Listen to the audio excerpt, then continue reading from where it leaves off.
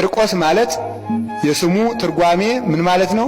ዘፍካሬሁ ተብህለ ጽጌ ምውዝ እፍራን ጣፋጭ ሽቱ ማለት ነው። ቂርቆስ ማለት ጥዑም መዓዛ፣ ያማረ ሽቱ፣ የሚጣፍጥ ሽቱ መዓዛ ማለት ነው። ለምን? የክርስቶስን መዓዛ ስለሚናገር። ልብስ በሽታ እንደሚታወቀው በመዓዛ እንደሚታወቀው ቅዱሳንም የክርስቶስ መታወቂያ ናቸው። ልብስ በወዝ ይታወቃል። ቅዱሳንም ንሕነሰ መዓዛሁ ለክርስቶስ ንሕነ እኛ የክርስቶስ መዓዛ ነን ይላል ቅዱስ ጳውሎስ። ልብስ በመዓዛ እንዲታወቅ እኛ የክርስቶስ መታወቂያ ነን ማለት ነው። ሰዎች እኛን አይተው እሊስ የክርስቶስ ደቀ መዛሙርት ናቸው ይሉናል ማለቱ ነው።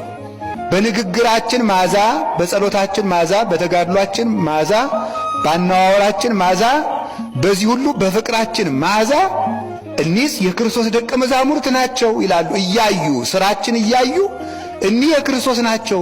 በእኛ ክርስቶስ ይታወቃል፣ እኛ በክርስቶስ እንታወቃለን።